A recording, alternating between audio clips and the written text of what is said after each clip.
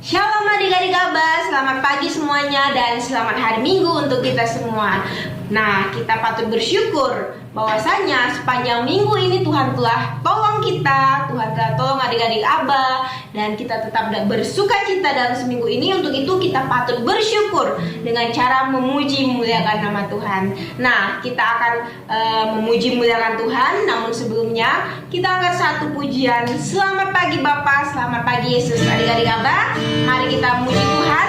Kita siapkan hati kita siapkan tubuh kita untuk dapat memuji Tuhan dengan baik.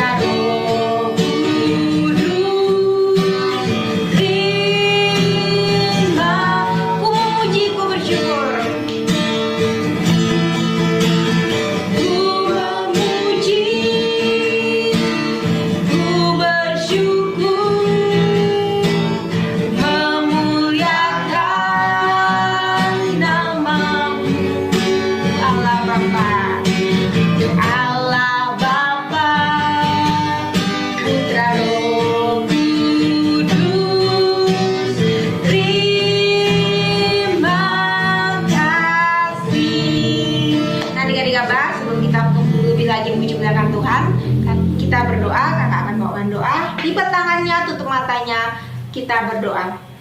Tuhan Yesus yang baik, Bapa kami yang bertahta dalam kerajaan sorga, terima kasih buat pagi hari ini.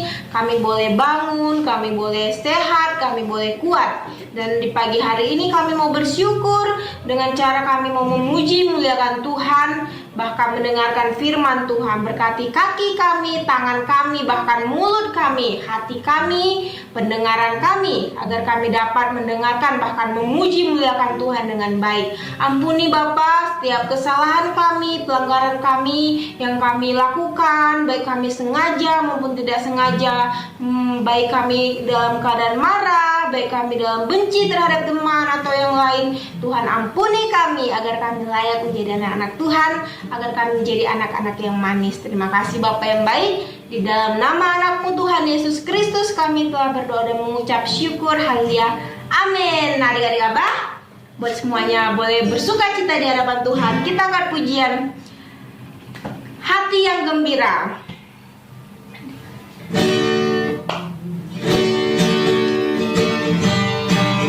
Kita angkat pujian hati yang gembira. Bahwasanya kita selalu mau bergembira di hadapan Tuhan.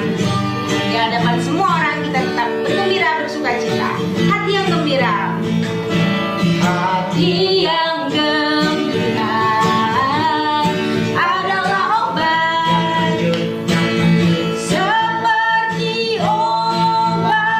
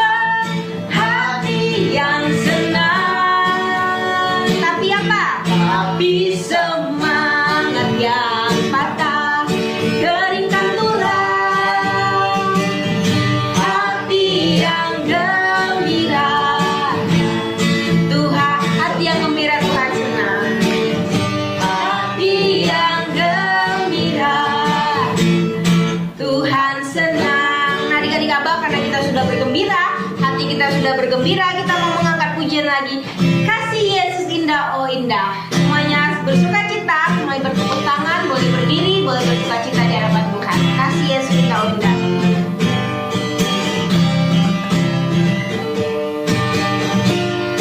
Kasih Yesus indah, indah, oh indah.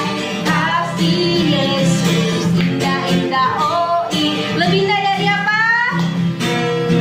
Lebih indah dari pelangi, lebih indah dari bintang di langit, lebih indah dari bunga di taman. Oh Yesus, kasih Yesus. Sekali lagi kita akan pujian ini.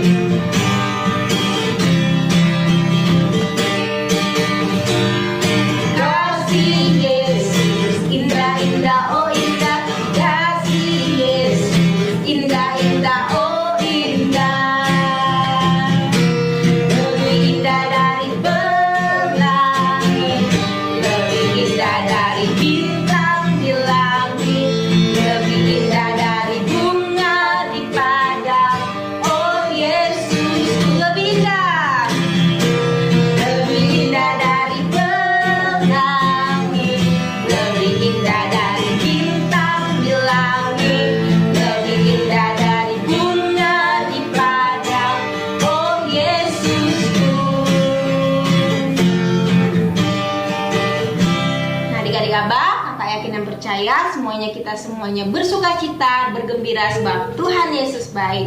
Nah, tiba saatnya kita akan mendengarkan firman Tuhan. Namun sebelumnya kakak terus mengingatkan untuk memberikan persembahan yang baik, tetap memberikan persembahan yang terbaik untuk Tuhan. Baik besar dan kecil, Tuhan tidak melihat nilai, tetapi melihat bahwa kita mau memberikan yang terbaik, bersyukur kepada Tuhan. Adik-adik Abah, sebelum kita mendengarkan firman Tuhan, kita mau angkat pujian.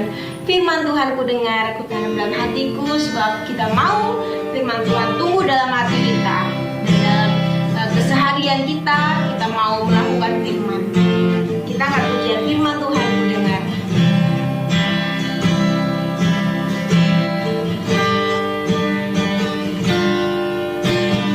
Firman Tuhan ku dengar, ku tanam di hatiku,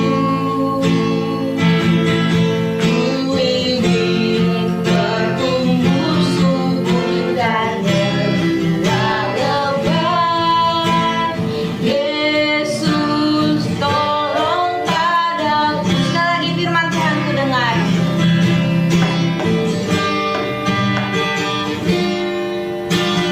Firman Tuhan ku dengar,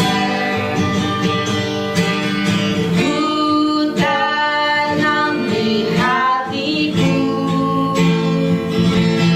ku ingin bertumbuh subur dan berbuah lebat. Yesus tolong padaku. Yesus tolong padaku. Nah, adik-adik Abah, kita mendengarkan firman Tuhan dari Kak Rio. Selamat mendengarkan firman Tuhan. Shalom adik-adik Abah. Selamat pagi, selamat hari Minggu. Tuhan Yesus memberkati. Berjumpa lagi dengan Kak Rio di pagi hari ini. Kak Rio akan membawakan firman Tuhan, menceritakan cerita tentang firman Tuhan untuk adik-adik semua yang ada di rumah. Oke, adik-adik, sebelum kita mulai mendengarkan firman Tuhan, kakak ajak adik-adik semua untuk berdoa dulu. Ayo, lipat tangan, tutup mata, kita berdoa.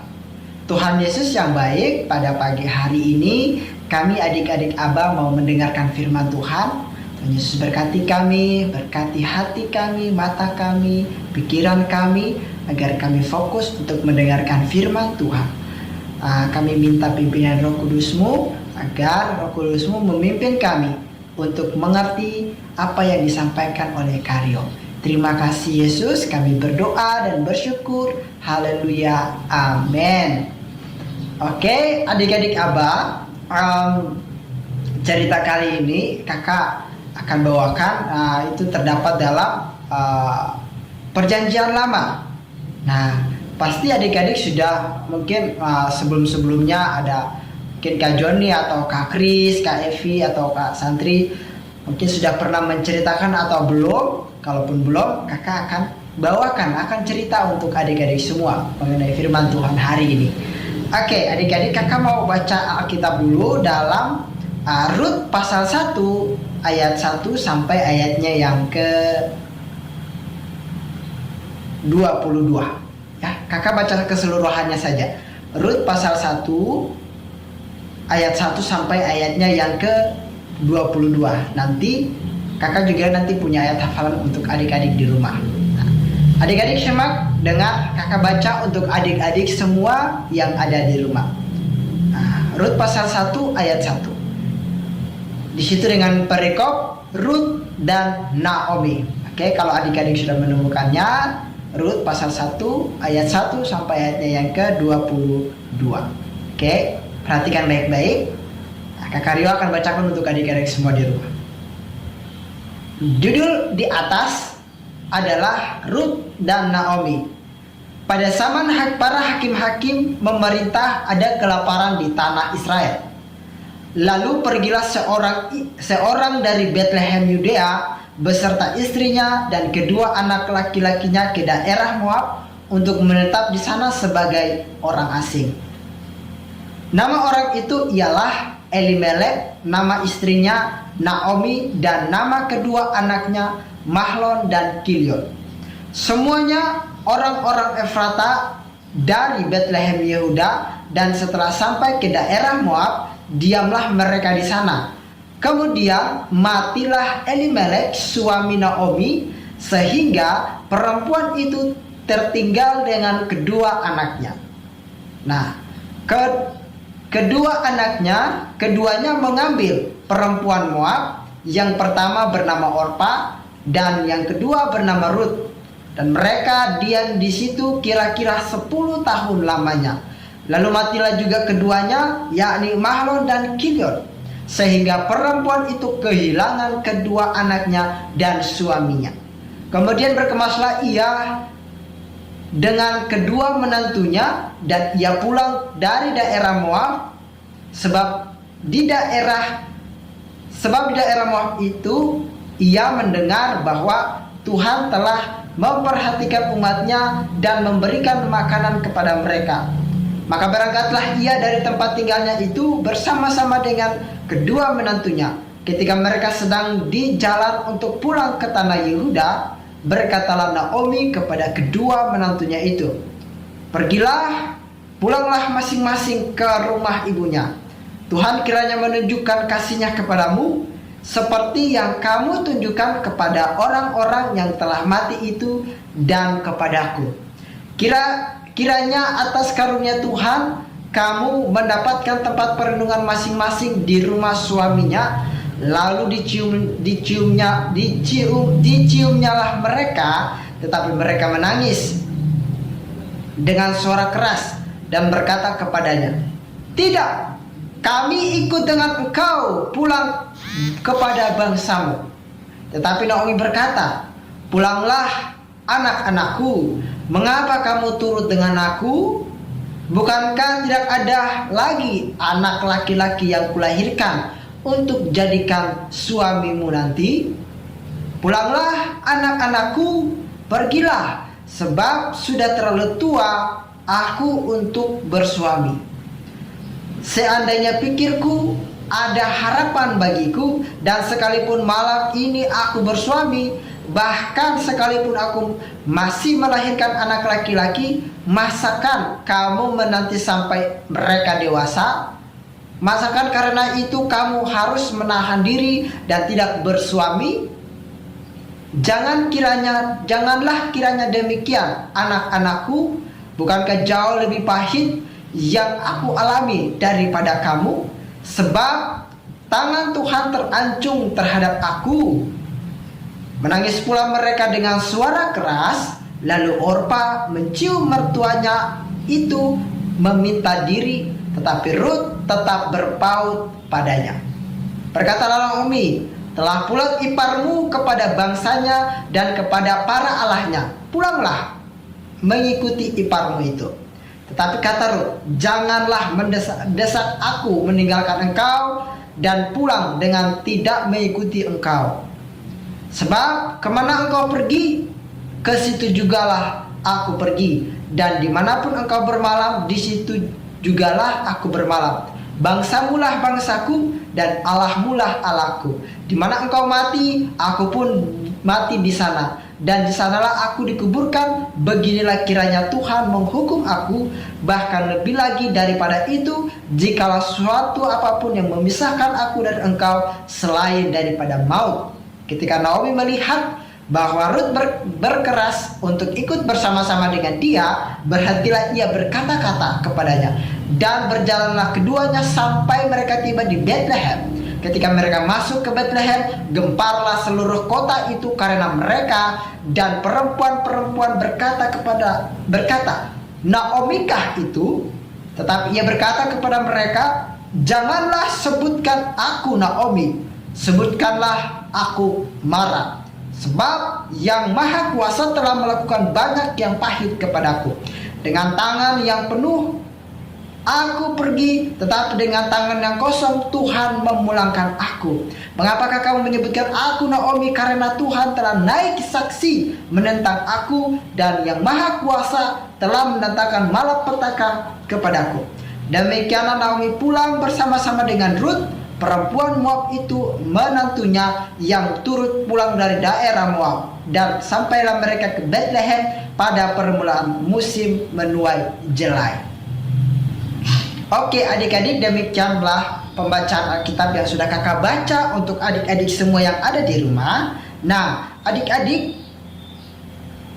mari adik-adik bisa perhatikan di ayat Alkitab. Nanti kalau adik-adik yang kecil, minta tolong papa sama mama untuk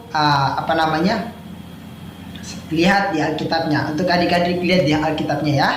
Oke adik-adik, kalau kita perhatikan cerita tersebut, di situ Naomi bersama dengan Rut, mereka dari tanah Moab ke Bethlehem, tanah Yehuda.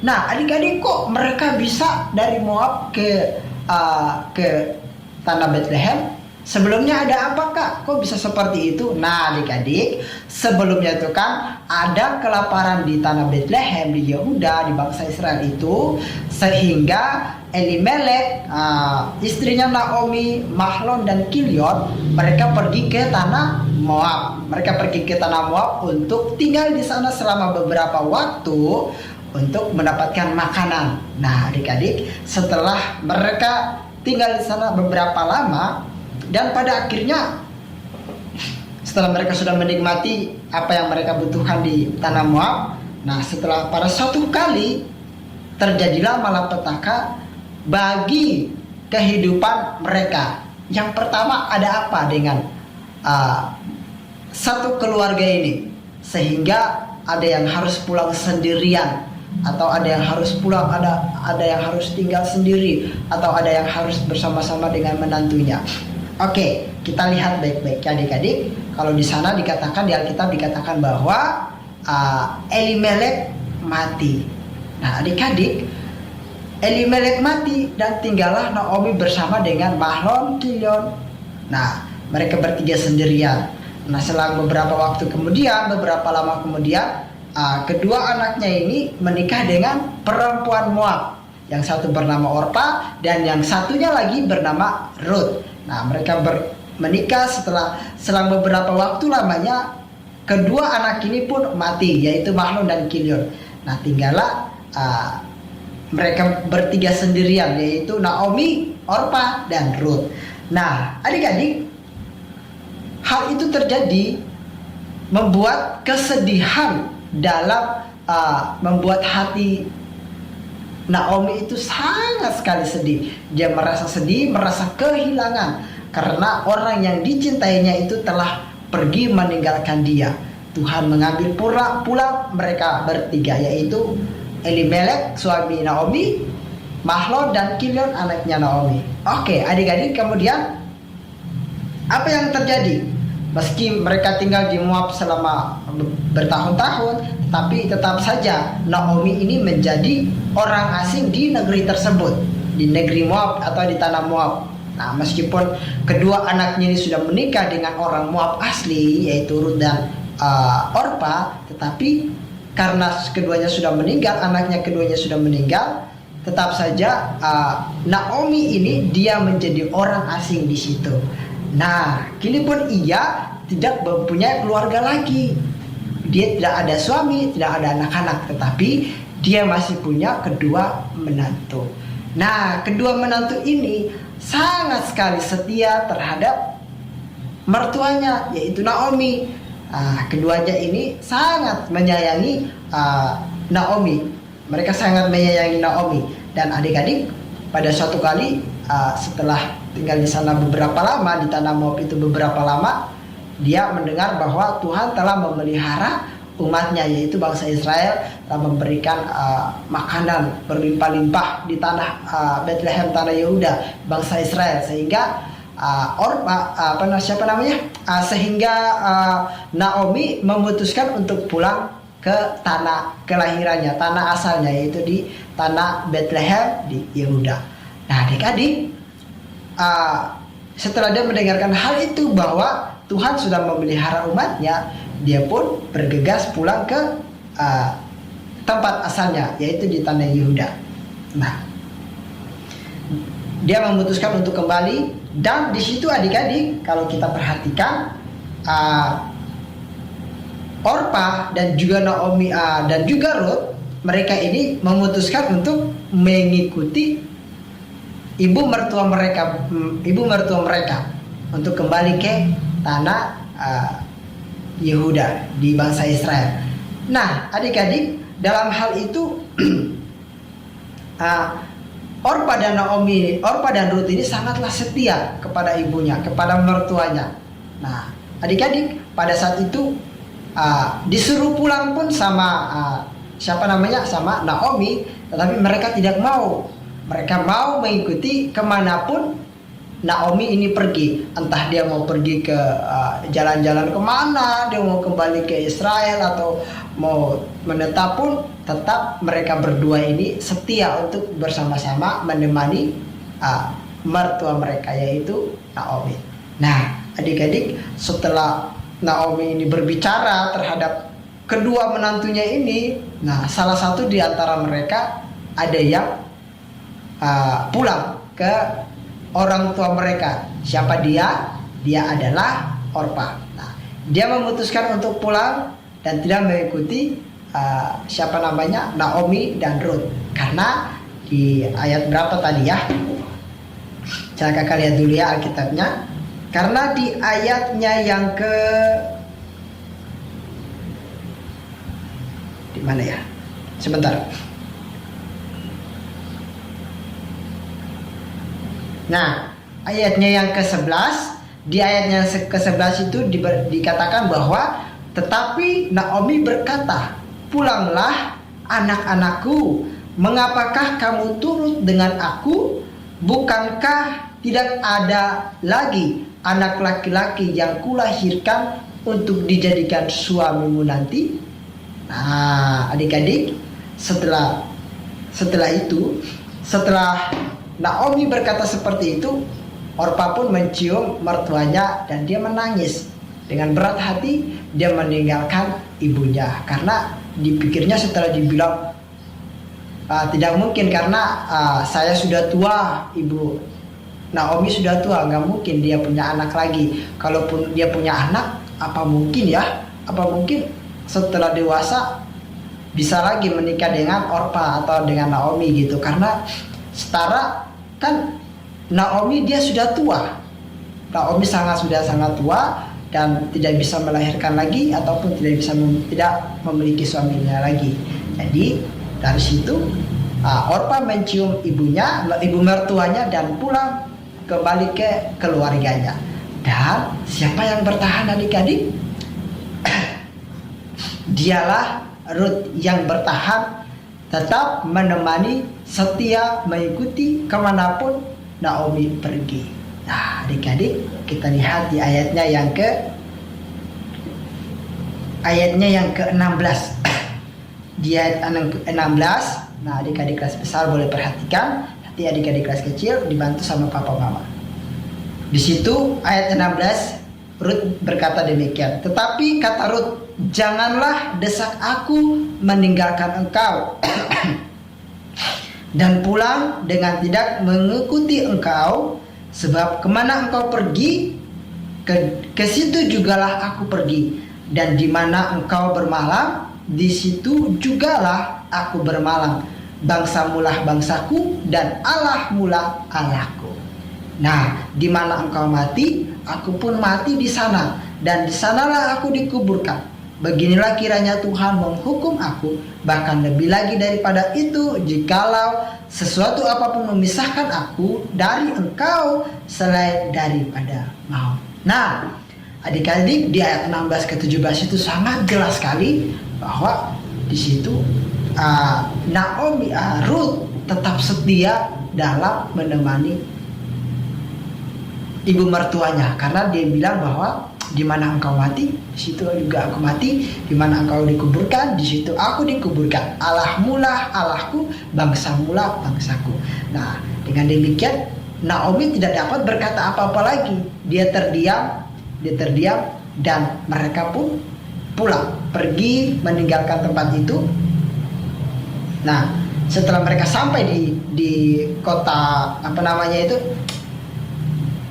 kota Bethlehem tanah Yehuda, setelah mereka masuk ke dalam kota itu, ada perempuan-perempuan yang di situ mereka melihat Naomi bersama dengan menantunya.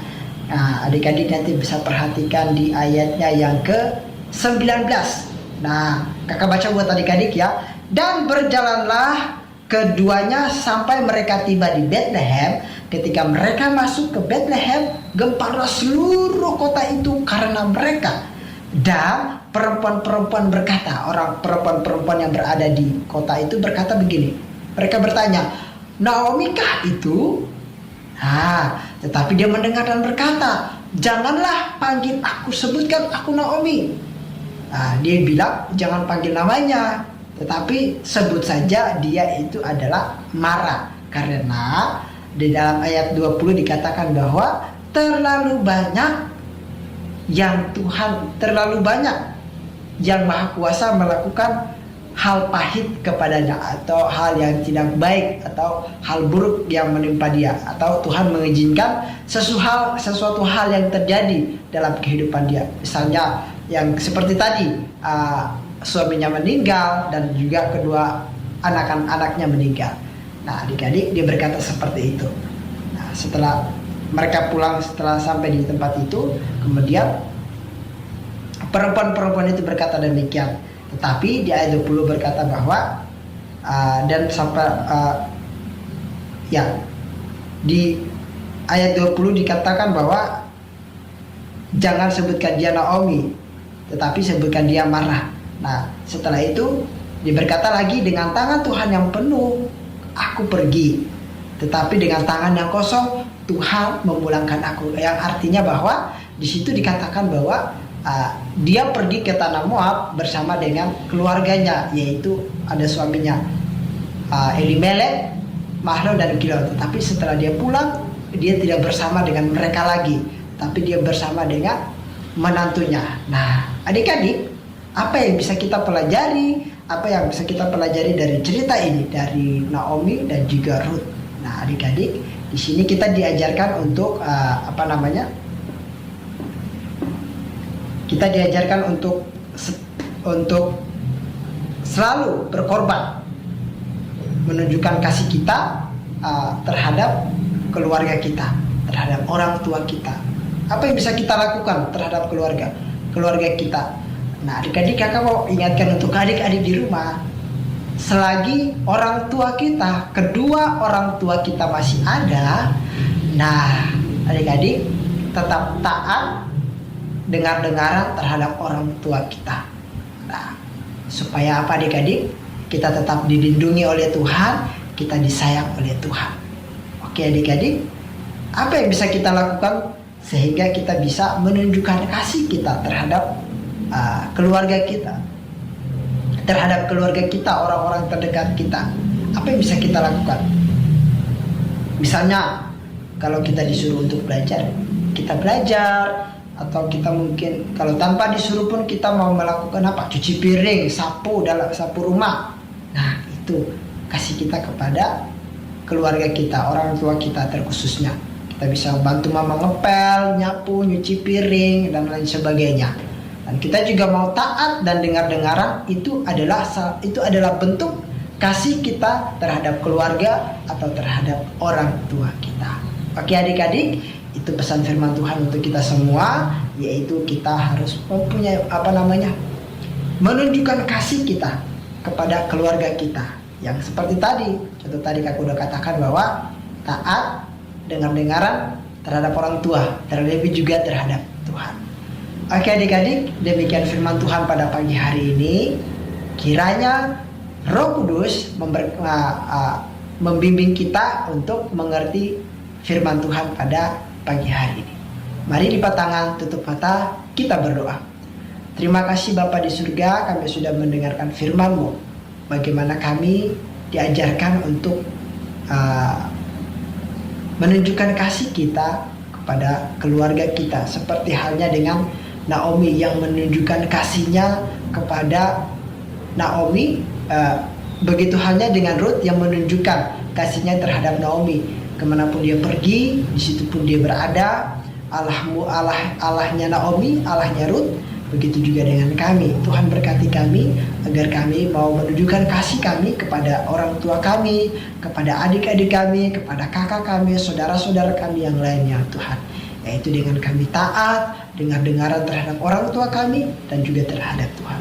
Terima kasih Bapa, hamba-Mu berdoa untuk adik-adik Abah dari kelas kecil, kelas besar. Tuhan tolong dalam masa-masa remaja, masa pertumbuhan mereka. Tuhan berkati selalu orang tua mereka juga. Tuhan selalu memberkati, melindungi dan membimbing mereka untuk mengajarkan anak-anak mereka untuk mengenal Yesus sebagai Tuhan dan Juru Selamat. Terima kasih Bapa, di dalam nama Yesus kami berdoa dan bersyukur. Haleluya. Amin. Oke adik-adik, sampai jumpa di minggu depan. Kakak mau pesan buat adik-adik, tetap semangat, tetap sukacita di dalam Tuhan. Jangan lupa firman Tuhan hari ini, yaitu kita harus menunjukkan kasih kita kepada keluarga kita, yaitu dengan kita taat dan dengar-dengaran. Shalom, Tuhan Yesus memberkati. Sampai jumpa di minggu depan. Dadah.